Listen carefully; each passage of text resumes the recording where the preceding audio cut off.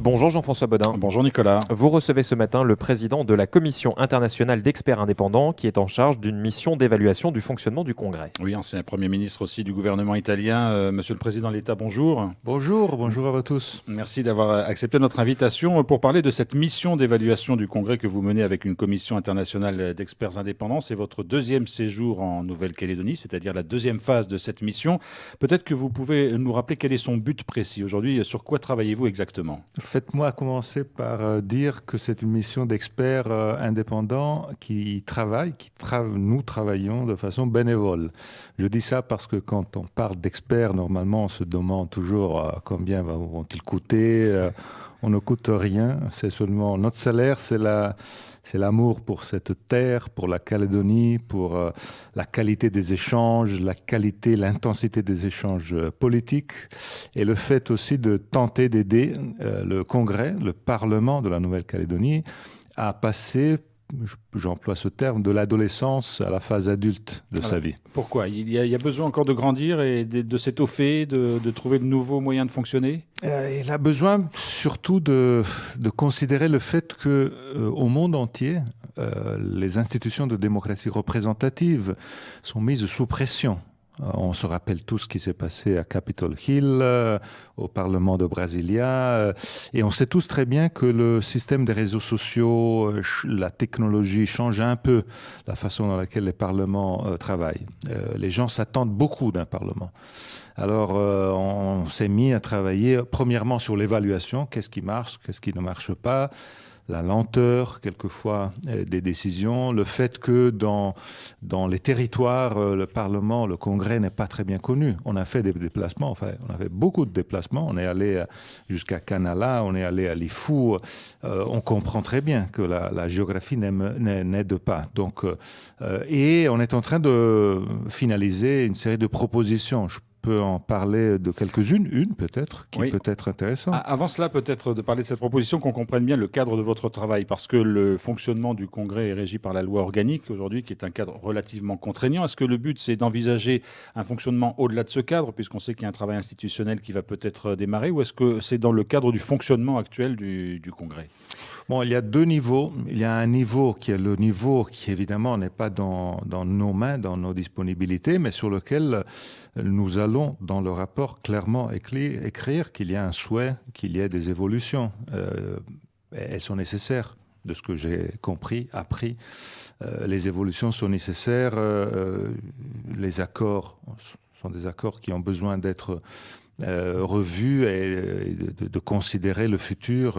Et donc, dans ces accords, il y a aussi la considération du rôle que le Congrès et les institutions... Mais à l'intérieur de tout ça, nous avons travaillé sur l'évaluation de ce qui marche, ce qui ne marche pas. Je répète, la lenteur, les difficultés, le fait, par exemple, que beaucoup de choses se font, presque tout se fait en séance, en assemblée. Décider en assemblée, c'est pas simple. C'est pas simple. Il faut donc, de notre point de vue, ancrer davantage le travail dans les commissions, faire en sorte donc que les propositions soient vues dans les commissions. On arrive à l'Assemblée quand il y a... Le travail est déjà effectué en quelque sorte. L'autre grand sujet, c'est la relation avec les citoyens. Par exemple, on va proposer l'insertion d'un système de pétition. Donc, dans les mains des citoyens, qu'il y a la possibilité de saisir le Congrès avec des propositions précises.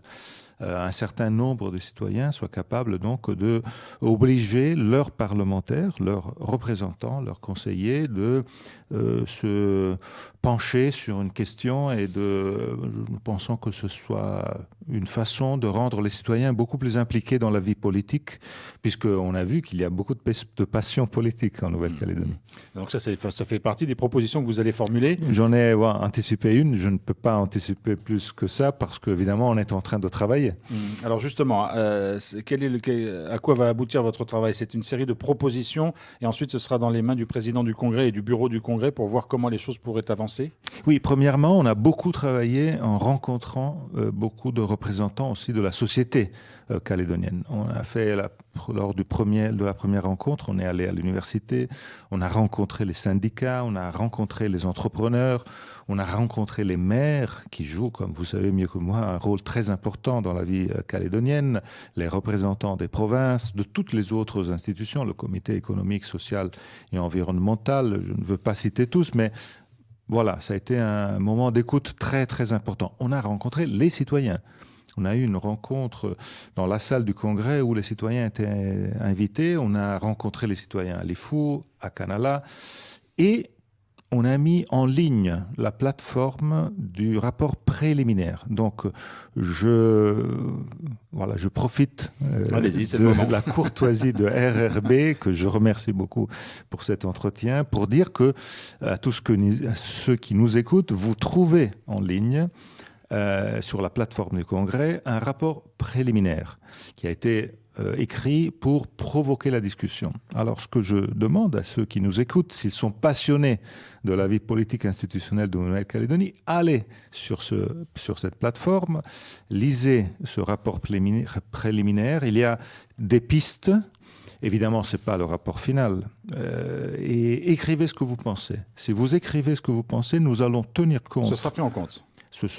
On a déjà eu beaucoup de réactions, mais j'espère que grâce à RRB, on va avoir encore plus de réactions et pour nous, ce sera très utile. À la fin de tout ça, nous allons présenter, j'espère au début de l'automne, donc assez rapidement, on va présenter le rapport final. Le rapport va être, on va l'écrire de façon clair, compréhensible, ce n'est pas du charabia ésotérique de techno, parce que en fait, moi je suis aussi quelqu'un avec une expérience politique. Le vice-président, M. Chagnon, vient lui aussi d'une longue expérience politique au Québec. Québec. Il faut lui dire Québec, sinon...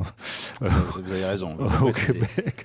On a une chercheuse, Mme Selma Benjabala, qui est experte de parlement comparé. Donc bref, on va chercher de présenter ce rapport. Et comme vous venez de le dire, j'espère que les partis politiques, la société calédonienne va tenir compte de ce que nous allons présenter parce que nous le faisons pour améliorer la situation des institutions et la relation avec les citoyens. Alors ce pré-rapport est évidemment consultable sur le site internet du Congrès pour les Calédoniens qui voudraient donner leur avis et réagir à ce que vous avez déjà préparé et qui peut être, on l'a bien compris, qui peut bouger.